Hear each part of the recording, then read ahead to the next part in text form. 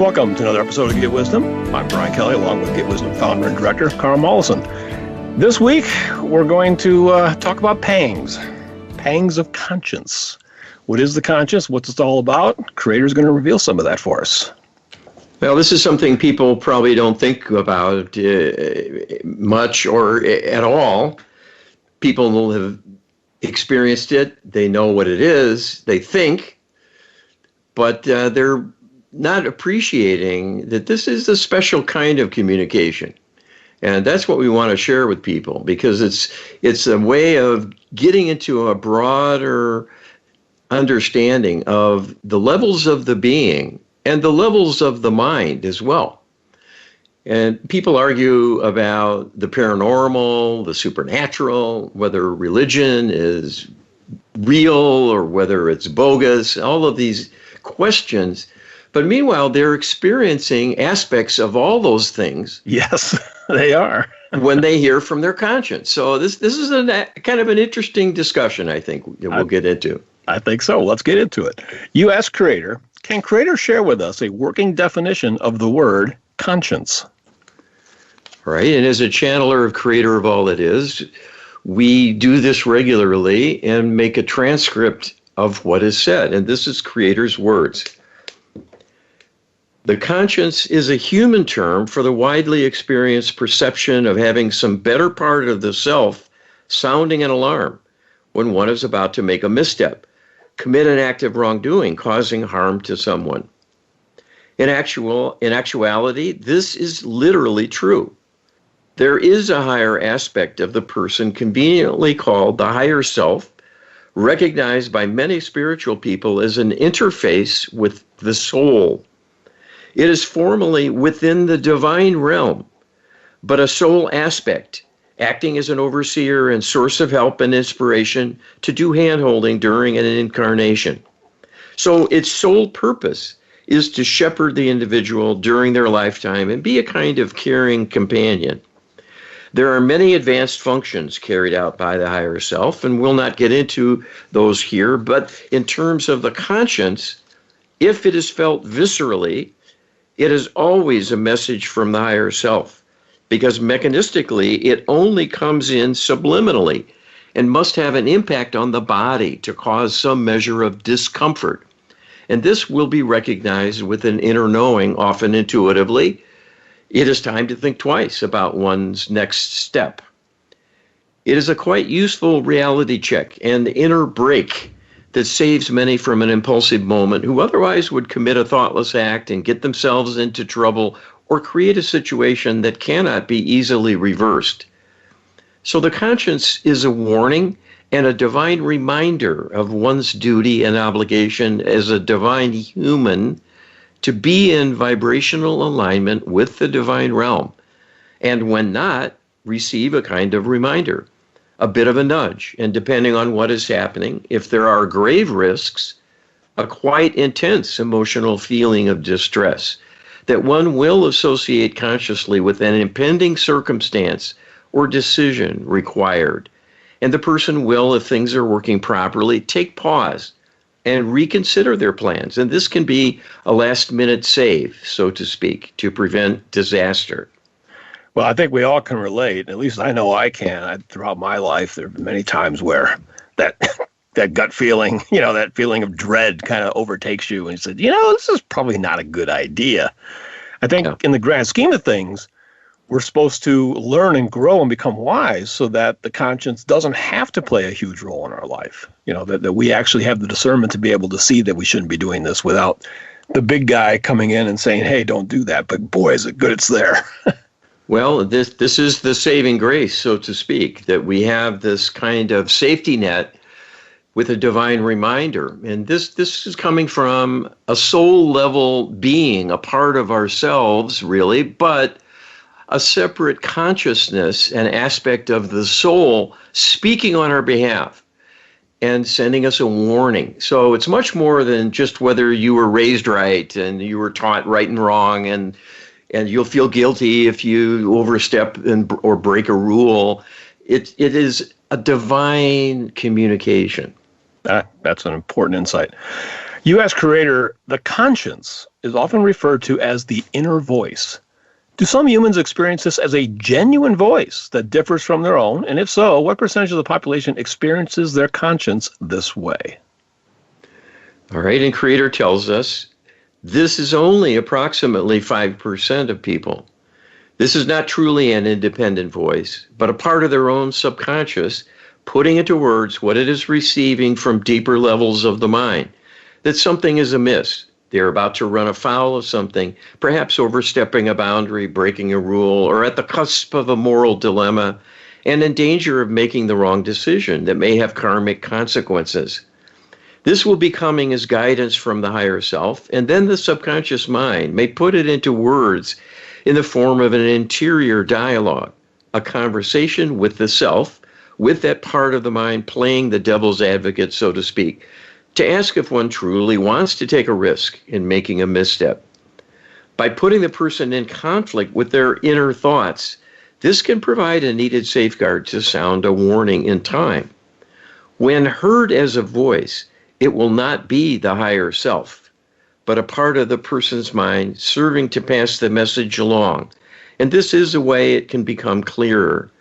So this is a useful attribute enjoyed by the few who experience it. Well, that's fascinating. Sometimes, we ask these questions and we're not sure what's going to come back as an answer. And, hearing that it's approximately 5% of people have this is pretty amazing, actually. Well, and this gets into another broader discussion about people communicating with their higher selves. There are some people who facilitate this for a living, and we're told that it's really a misinterpretation, that it's really a part of the person's own mind that takes on that persona and talks with them, a part of the deep subconscious or the upper subconscious. So it's not something we can do because we have a faulty apparatus. We have a disconnect. And that's why we have so many struggles and why we desperately need a conscience. Right. Because it's the merest kind of link with the higher realms that we can experience. And that puts us at a disadvantage. It'd be much better if we got a nice, clear communication. Hey, what are you doing down there, fella? Hey. But that doesn't happen. I was thinking that since I was knee-high, to be honest with you, Carl. Is the word, you asked Creator, is the word conscience a catch-all word for an inner communication from the divine realm, whether it's Creator, the higher self, angels, spirit guides, etc.? Right, and Creator tells us, experiencing one's conscience is not the sole way in which the divine realm can communicate. But your question reflects the fact that most of the time, if someone is sensing a divine message, it will be one of stirring one's conscience. This is because life is so difficult, and there are many opportunities to make a wrong move because of the degree of corruption of humans in the current culture. All of humanity suffers this disconnect from divine principles that will put you at odds with your own inner nature. And the spiritual core, that part of you will still be aware of and resonate with. And your higher self will chime in if you're about to betray your values and do something out of alignment. Because of its common nature, those who have a conscience they can connect to will have experienced this many times during their life and will recognize the phenomenon from its description. That is because it is something that is unpleasant, and humans are exquisitely adept at remembering insults, injuries, and threats of all kinds. This is an outstanding human capability and characteristic. It has survival value, so people will never forget a hurt and its source so as to be better prepared in the future. The divine realm sends blessings to many, but those are people for whom there is a partnership already established with the divine to create an openness and intercommunication and exchange of thoughts and feelings. This requires a high belief quotient to be experienced directly. And a majority of people lack sufficient belief in the divine to enjoy even an indirect sensing of divine messages. When it happens, it is a blessing that must be deserved and also possible to receive and interpret. For that to happen, there needs to be groundwork laid and the cultivation of a pathway so that the deep subconscious will recognize it for what it is and allow a special emphasis and it will then be felt as an upliftment, a kind of inner encouragement, a moment of inspiration that transcends the cares of the day and allows a momentary perspective of something exalted, a raising up as a kind of inner recognition one is on track and something either accomplished or planned is truly a good idea. And that is the way the divine realm will signal its approval and help to inspire the person to act on the impulse by giving a reward in advance in the form of an emotional boost of positivity. Most people interpret that as simply feeling good and pat themselves on the back for knowing they're right, for feeling and perceiving things in a lofty way, and feel good about themselves, and rightly so, because that is the divine message, giving them some recognition and reward for being in alignment. So both types of interactions take place on a regular basis, but are subtle and not appreciated for what they truly represent by most people. When this question was first asked, I kind of realized that in a way, a creator had already answered the question in the previous channelings, but I thought we'd let it go on and share what creator said here. But kind of in a nutshell, I think from what was said by creator in the earlier channeling, that the conscience is really the higher self, speaking through the deep subconscious. So the deep subconscious is playing a role in this, from what I gather. But the conscious is actually working the two of them together, the higher self and the deep subconscious. Yes, that is what's going on. And that's why it's largely a visceral feeling, a body feeling, a kind of an inner emotion. That's the best that we can do, is translate it into something we can feel, because we can't hear it. We can't hear our own deep subconscious, right, let alone a message given to it word by word, directly by the higher self or by the Almighty. So both communications happen, but we're once removed. And some people who are more intuitive get more of the meaning when a divine communication is underway. But the average person, not so much. Yep. And everybody has, different levels of karmic baggage that they're dragging with them. All of us have it.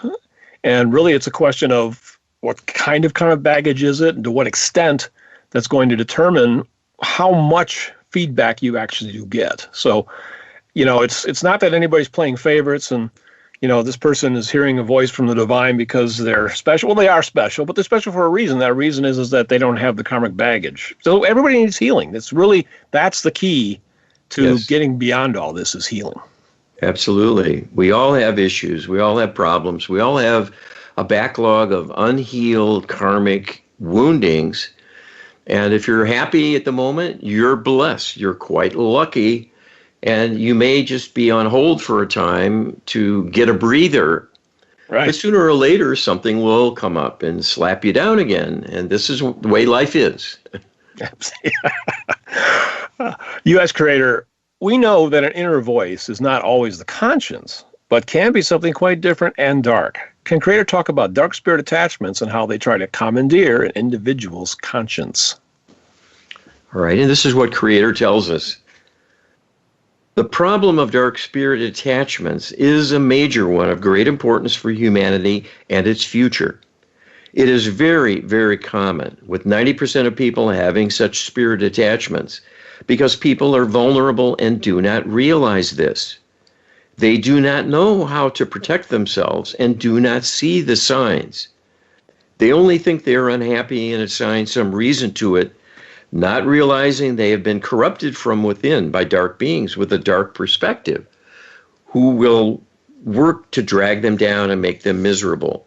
The typical scenario is one of chronic severe bullying within the deep subconscious, below conscious awareness altogether. But this key part of the mind will recoil in horror and be constantly struggling and worrying about what is being told by its tormentors. Any message sent from the higher self will be amplified or distorted in some way by the onboard spirit attachments to render an appropriate response less likely, and the usual course of events will be to have things worsen by putting a dark spin on things and to undermine the person so they'll doubt their ability to control the situation, defend themselves, or even cope with the emotional significance of what may be taking place. This is the number one reason for low self-esteem. It is a very severe destabilizing factor that will interfere with a person's life in many ways. This creates many complications because the negative messages from the conscience to cause an inner disturbance as a warning may be drowned out by the many false messages generated by the spirit meddler attachments on board the person, wanting to frighten them and make them doubt themselves and fear the world unnecessarily about all kinds of things, making it virtually impossible to know what might be valid as a pang of conscience and what might be an irrational fear, because there'll be so many negative impulses generated by inner turmoil. This problem will need divine help to solve, but can be fixed. U.S. Creator, are any humans literally born without a conscience? If so, how does that come about? What percentage of humanity falls under this category? All right, this is serious. Creator says approximately 10% of humans are severely constrained in terms of a profound disconnection from the higher self, and will be close to, if not within, the spectrum of sociopathic conduct and inner makeup of their thoughts and feelings. This is usually a consequence of prior trauma for individuals, or prior karma for individuals who were spiritually impaired in other lifetimes preceding the current one, and suffer a karmic legacy of having been damaged in ways that will be recreated in the current life as an impairment. Such individuals are dangerous to both themselves and to others because they'll tend to be ruthless and often reckless in their ability to disregard rules, and will only want to serve the self, and are quite willing to harm others to make that happen.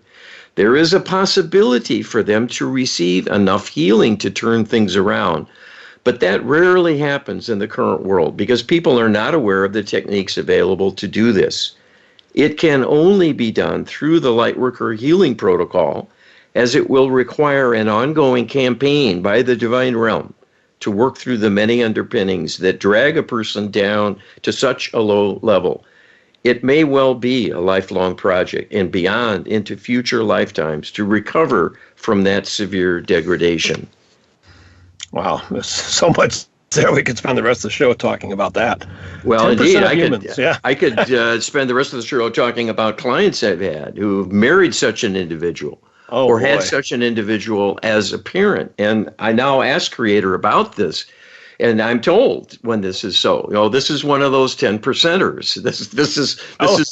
These are the bad guys. They have a label now, 10%er. Well, that's a pretty terrible statistic when you think about it. That means everybody knows one at least, Yes, you do. More than one, probably. Yes, and they're in all walks of life, at all levels of society. And when they have a position of authority, look out below.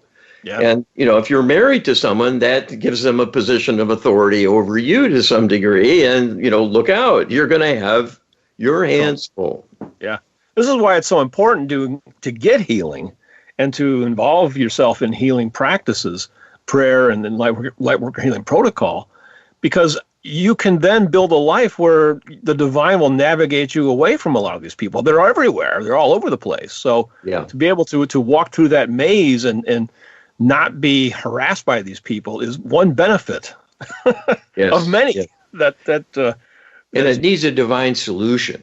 Yes, it does indeed. Check us out at getwisdom.com. You can get that divine solution with prayer. Get our prayer book at getwisdom.com/prayer. Check out the Lightworker Healing Protocol description and get that ebook at getwisdom.com/LHP. And we'll be back with more on the conscience right after this. Welcome back to the second segment of Get Wisdom. We are talking about what Creator says about the conscience, what it is, why it's important, and why you should listen to it, actually. Indeed. And this gets into a discussion of levels of the mind, levels of the being here and elsewhere up in the divine realm, because we're an extension of a soul that's in a higher realm. But we have communication issues and disconnection issues. I think we're going to get into that a little bit, I think. You ask Creator, when one takes hypnosis training, one learns that people experience their inner reality in ways that appear at times to differ vastly from one person to another. Most people incorrectly assume that everyone is having the same inner experience that they are. Can Creator give us an idea of just how much the inner reality of one individual can differ from that of another? All right, and Creator tells us, indeed, people can vary quite greatly in how they operate. And this is primarily because every human being has been corrupted due to a genetic alteration done thousands of years ago, but persists in the current ancestral lineage. This disconnect dampens the intuitive reach quite drastically, the ability to perceive information and communications from the divine realm, as well as cutting off the person from the deepest part of the mind, which is also the largest part. So people are left floundering, caught in the middle, an island of consciousness, to have their thoughts and the possibility of feeling things, emotions of various kinds, as impressions about things happening, and even their own thoughts, but must then interpret what they are experiencing as a kind of best guess, because it will not be clear and consistent how the differing levels of the mind experiencing things will come together with a clear picture and understanding of what the person is going through. Some people will have a very strong visual intuitive perception that helps them greatly because it will bring in sophisticated and sometimes quite elegant knowings about things and their meaning. And these can include precognitive awarenesses of future events, as well as a remote perception about the circumstances of another or a situation going on in the news, and have a true perspective about it that differs from news accounts and so on, because they are truly using intuition, which is a divine sensing tool. All have this to some degree, but in many it is so minuscule as to be unnoticed and of no real value, depending on the makeup of the person, which is a composite of the genetics as well as a karmic makeup that predetermines what soul characteristics will be most prominent. This will have a net effect on whether people can only sense things viscerally through the body as a product of the deep subconscious, impacting nerves and causing sensations of various kinds. This is a crude system of communication that can be effective, but one must learn the messages one is getting and their possible meaning. It will be vague at best and leads to many inaccuracies. In addition to bodily sensations, some people will have intuitive information recreated within the mind as an auditory signaling, as in having a voice in the mind telling them things, or actually sensing sounds associated with something they're wondering about or thinking about, and are tuning into it intuitively, and the inner self is presenting information in an auditory manner to fill in the blanks for them. Visual perception is least common, but quite powerful because it will convey the most complete representation of something going on, but still must be interpreted. The most profound communication is in the form of a knowing imparted by the divine realm intuitively that will come into the person and provide a fully formed idea about something and its meaning to give an accurate and correct assessment that can be verified as a truthful perception. The latter, as with the visual perceptions, is quite special and will not be enjoyed by everyone or to the same degree. There can be a combination of these sensory modalities in interpreting things, and it is often a composite impression that allows the mind to piece together things and make its way through a complicated assessment and serious decisions needing to be made about the individual's sense of things. This is often interpreted as trusting your gut, because most people are kinesthetic in their perceptions and will feel it more than hear it, see it, or know it. It is an association with a physical signal that accompanies one's thoughts about something. That is their intuitive impression coming into play to give them some feedback when there is something important at stake and they are wanting a better sense of what is truly happening and what to do about it. This is this is a really strong message because, one of the pet peeves I have about people is, they just assume that everybody's having the same inner experience, and if I'm not seeing things within my inner eye or hearing inner voices, then nobody else is, which is clearly wrong, and Creator says so here. Yeah. Yeah, people just assume someone who is able to see intuitive things visually is aberrant and perhaps mentally disturbed in some way. It's a Yeah. hallucination. It's delusional thinking, and they're having, visions in their head, and it's a craziness. Yeah. Yeah. And that's not usually the case. It sometimes can be, but That's what makes it confusing. that's what makes it confusing. But I've known people with these abilities, and I can tell you they were anything but crazy.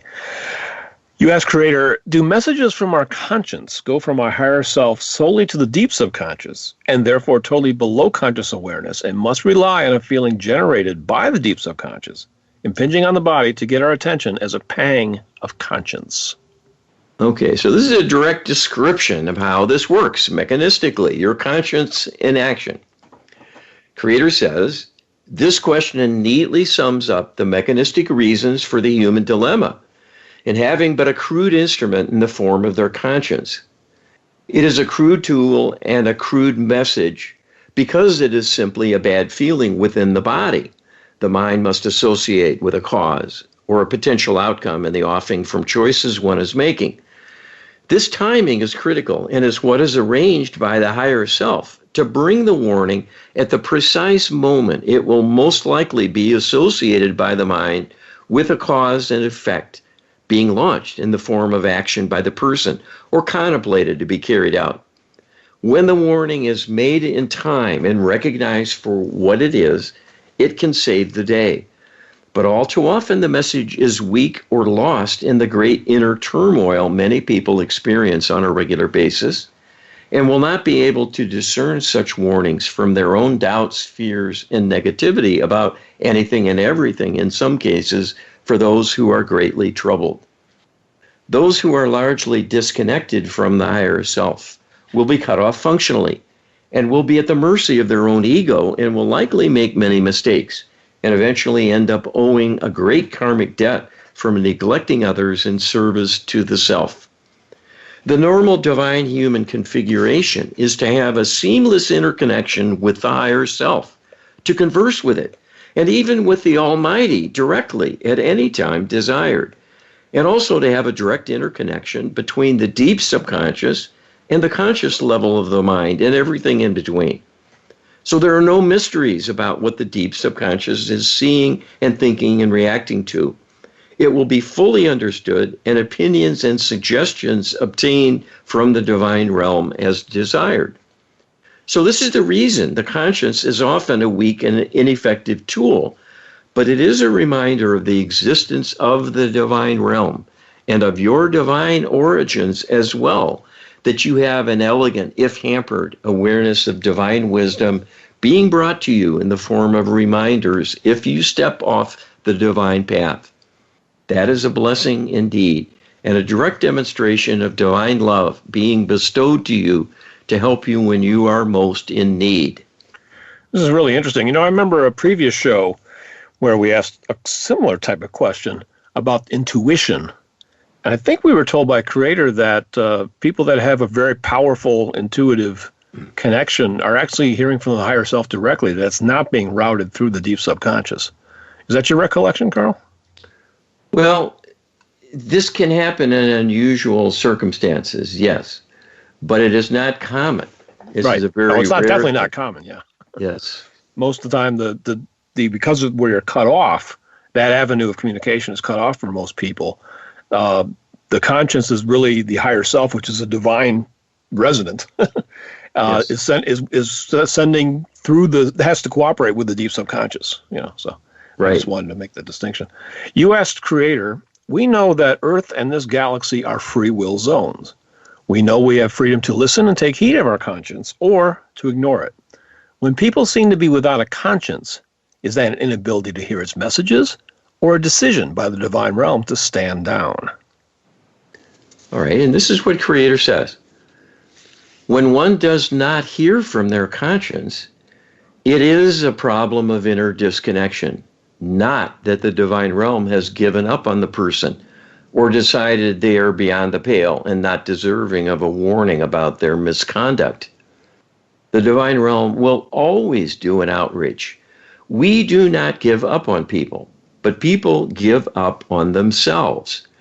And if they are severely disconnected from the higher self because of inner corruption by spirit attachments, making this native disconnect much worse, this will undermine the person to the extent they'll begin to be not only more selfish, but eventually diagnosable as narcissistic, where there's little regard for others, a noted lack of sympathy. And if this worsens further, the person will become a sociopath, devoid of a conscience altogether, unable to love or have any feelings of compassion for the suffering of others. That is an ultimate disconnection in severity. The divine will make an attempt to reach such individuals, but if their minds are truly closed, we cannot override that decision to shut the self down. Even when it is a pathological state engineered by attacking energies like the dark spirits, it is a consequence of the engagement and will have karmic significance, even though it is not a conscious choice of the person to become impaired. So this points to the need for an ongoing effort on the part of each person to cultivate a relationship with the divine to help their life maintain a steady course and to grow and progress upward, rather than have a downward trajectory from becoming corrupted and ignoring divine reminders and entreaties. This is a very revealing answer, because I was speculating for a while about people without a conscience. Did that mean the divine had stood down? They had respected the decision of that person not to listen and took a back seat. And we're being told that is not the case here, that the divine never gives up on us ever, which is that's something we learn from the story of the prodigal son as well. It's a very but the deep subconscious, because it's an intermediary, perhaps that's not passing the message on.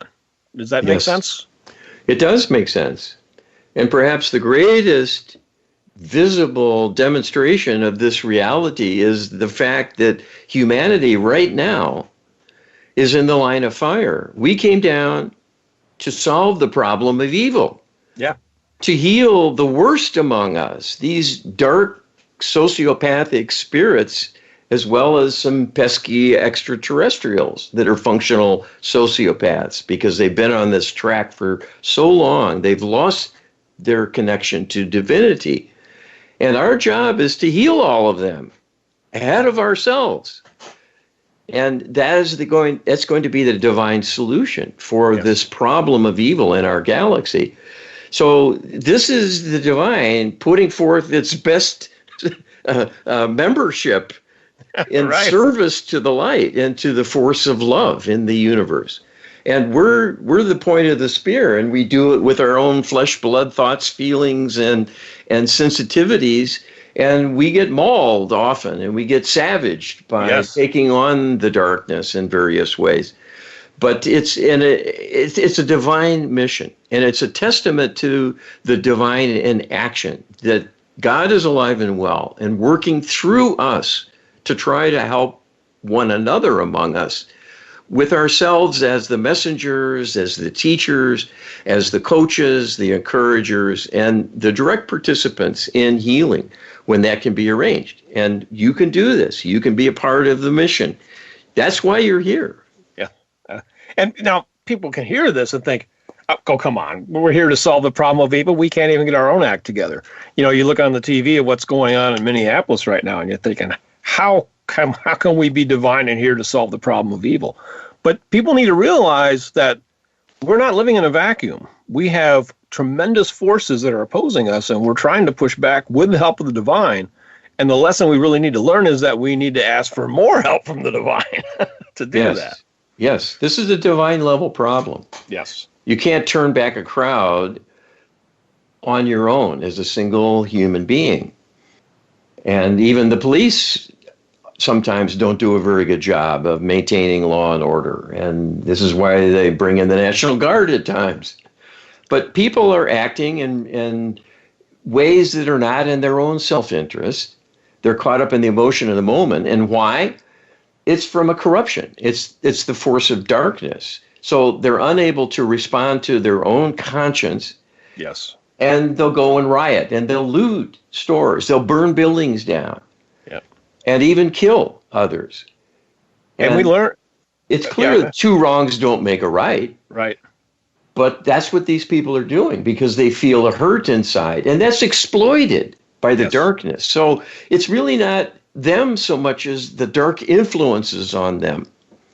Right. And we asked about this, I think, in the past, that, what happens when somebody joins a mob, that you're actually opening yourself up to more dark influences to come in. So there's an actual energy in a mob action that opens up portals, essentially, for dark beings to come in and really influence things to a much greater extent. That's why good people who would never think about doing something wrong normally suddenly find themselves looting and then wonder later on, why did I do that? Yeah. Well, it's been with us all through history. Yep. There's a wonderful book by Thackeray, Extraordinary Popular Delusions and the Madness of Crowds. Yes. And it was written, I don't know, a couple hundred years ago, but it was recounting many such episodes where people just suddenly start running amok. And a clear-thinking person looking dispassionately on this won't make sense of it. It doesn't make sense for people really to run hard to amok. make sense of, yeah. Well, that's what we're trying to do here at Get Wisdom, is help make sense of it for you and for ourselves. We're a part of this, too. And you can check us out and much more answers like this at getwisdom.com. Join as a participant member. It's free, eternally free. You get access to probably at least over 90% of the content that we developed since the start of the project. You can listen to older webinars, channeling series videos. You can check out our Divine Wisdom database. There's all kinds that's available. Just sign up. All we need is your email address. We'll promise to take good care of it as well. Getwisdom.com. Check it out and sign up today. We'll be back with more Get Wisdom right after this. Welcome back to the last segment of Get Wisdom. This show is a product of my listening to my conscience that was saying, why haven't you done a show on conscience? Well, that could be. There's a lot of holes in our work still, despite the fact we've done a lot of shows now. But there's much to learn about the universe and about humanity and about the divine realm and the interface and what's going on in the culture and why. Yes. Where is it heading and what do we need to make our lives better and to help one another with it all? There's so much to get into. We better get into it some more. You ask Creator, assuming one can shut off their conscience, what is involved in turning it back on again in a human lifetime? All right. And Creator tells us people do not turn off their conscience wittingly. It is something they can bring about from being on a downward spiral, stemming from having a greater than average disconnect from the divine realm. This may be a predisposition because of prior karma, so the individual will have a more difficult time from the very start in connecting with divine impulses, the flow of love energy to help them be a loving, caring young person. If there is a deficit greater than average, if they choose to respond to dark impulses within themselves, this will further remove them from the level of divine energy coming through from above, and the flow will diminish because they are not a match to it. They must be a willing vessel, in a sense, to summon such energy and maintain that flow. The divine responds to free will choices of the human always. It is the humans in charge of the world, not the divine. When humans are darkened by inner corruption, whether primarily by dark spirit attachments or their own ego encouraging them to be selfish, the consequences will play out accordingly. The more self-centered people become, the less they will be in divine alignment, and the less will be the involvement of the divine with that individual. It is simply responding to the energy they create. The conscience will be quite dimmed, but there will also be a dearth of inspiration and upliftment because that is done in response to people themselves, opening up the possibility through an act of loving kindness or a thought of something divine. Even just an appreciation of a beautiful sunset, a lovely painting, or the jolly nature of a puppy. All the beauties in nature and the joys of artistic expression are divine and will raise the person up and bring them closer to the divine. When people turn away from the good part of themselves and humanity as a family joined together by bonds of love, they begin to exclude the influence of positive consciousness of all kinds, and without realizing it, will be siding with the darkness and may well end up within their ranks quite solidly, because the darkness will attempt to manipulate them further to cause greater corruption and degradation to whatever extent they can accomplish. Attempts will be made to inspire the person, and there is always a chance that at the right moment, a glimmer will be felt about the possibility of love once again. And that might be enough to let in a ray of light to help turn things around. People can bounce back from low moments when they have gone far afield. Sometimes they will need to experience an overwhelming deprivation before they might give in and surrender, asking for help from the divine at long last. And then there might be a profound transformation begun to save them. There are many such stories of people hitting rock bottom and suddenly having an epiphany that something better is possible, and they reach for it. But this is a human reaction and initiation of that possibility. It cannot be bestowed or engineered or forced on anyone. There must be enough of a partnership where the person is seeking assistance, yearning for an upliftment, and opening up enough to the possibility the divine can fill that vacuum with a loving impulse to get things started. So it's always possible to come back. It's always possible to reignite that flame and get that communication restored. That's what's being told here emphatically. But it's not easy. It wasn't easy getting there to begin with, and it's not easy necessarily to come back. Yeah, well, this is a contest. In some ways it's a test of wills, but it's also a test of inner capability. Yes. And the doability of what is desired. I mean, you can put a do-gooder in a room full of sociopaths and give them a week together, and you got a reality TV show, and I'm guessing it'll be rather boring because not much is going to happen. And probably the do-gooder won't come back again. May not, yeah. They won't go through episode 2. Yeah, right. Or do the opposite, put a psychopath in the midst of a bunch of do-gooders. I've always wondered about that, what kind of reality show that would be. But well, the divine touch is more powerful than a herd of humans wanting to do good work. But we do have divine energy within us. It's who we are. Yes. So don't count yourself out.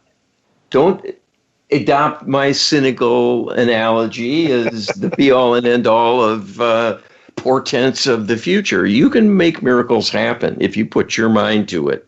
But the point is, you have to do something. Right. It's up to us. Absolutely. You ask Creator, when one is fully enlightened or healed of all past karma, because we've been told by Creator that essentially enlightenment is being healed, right? Yes. So when one is fully enlightened, are the visual, auditory, and kinesthetic faculties, are they all at their maximum availability simultaneously and at all times? And Creator tells us this, in fact, is the case. When you are expressed with a full complement of the original divine human capabilities, you will have a full complement of modes of perception. When you can see, hear, feel, and know the true meaning of what you are experiencing, you will have a profound capability to advance through learning and experiencing whatever you take on. You will not be groping in the dark with but a fleeting glimpse and hints about the meaning of something, or be cut off for all practical purposes entirely through a dulling of the sensing. You will enjoy this capability in the future once humanity has ascended. That will only happen with significant and profound preliminary healing work to repair the old karmic burdens. That will pave the way to the further expansion of things. So there is much work to be done before you will be ready. So don't get impatient. A lot has to be done. But, what we did program just last week or 2 weeks already. It's already merging together, where we asked if Jesus was a divine level prototype, and the answer was emphatically yes. So Jesus would have had all of these abilities in full sway during his life here on earth. And really, that's what we're aspiring to. But we're being told here that that won't happen until after the ascension for the vast majority of us. Well, and unfortunately and sadly, a lot of people are being duped to believe ascension's coming. There's nothing we have to do. We're just going to be swept up in it, and it's going to solve all our problems. So there's nothing for you to do. Make your popcorn, get a seat in the bleachers, and all will be well. Yeah. And that's a disinformation campaign to disempower humans. We have work to do. We can't be sitting around. We do. We have a ton of work to do. This is only going to happen if a huge percentage, we don't know how many, but a huge percentage of humanity starts praying and working and doing light working protocol. This is what it's going to take to even make us ready for ascension. So it's not going to happen on its own. It's going to take a tremendous project, tremendous effort to make that happen. You ask Creator, can Creator share how prayer work and the light worker healing protocol can strengthen and enhance our conscience in our everyday connection to the divine realm? All right, and this is what Creator tells us. This comprehensive healing protocol is designed to correct all the sources of difficulty and degradation that have contributed to the human dilemma. It is designed to work on genetic distortion and many types of karmic insults, the energetic discord created by the mind itself, and the many influences from the consciousness of others, directly or indirectly causing harm to the person. The influence of interlopers of all kinds, dark spirits and extraterrestrials, and the many propaganda campaigns, false teachings, corruption of beliefs to impart negativity, and the many woundings resulting in severe trauma that will carry over from life to life, recreating states of impairment and diminishing a person's capabilities.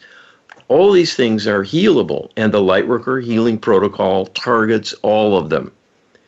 Even with the profound nature of multiple sources of negativity, not only from the hurts of a lifetime, but the hurts of many, many lifetimes, hundreds on average, contributing to the karmic backlog of unhealed trauma, the Lightworker Healing Protocol is nonetheless designed to work across time domains to bring healing to every parallel lifetime and deal with all of the influencers bringing difficulty to the person in whatever time and place something bad happened.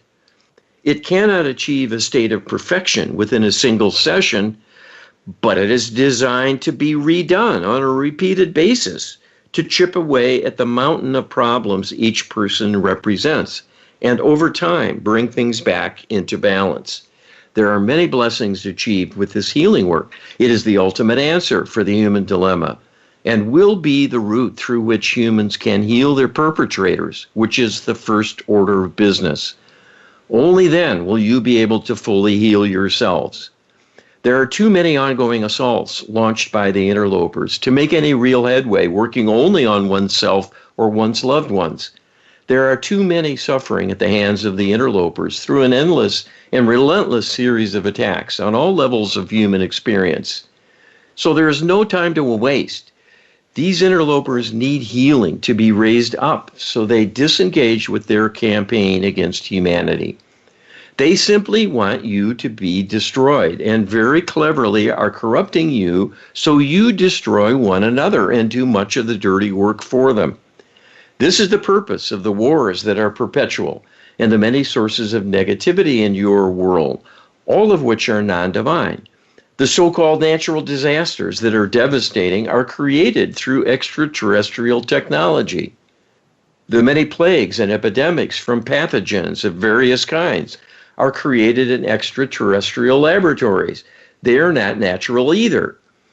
The misdirection of human capital and dysfunction of institutions resulting in political gridlock and many poor decisions hampering society and resulting in great unfairness to many, the many forms of discrimination and lack of compassion are engineered through mind control manipulation.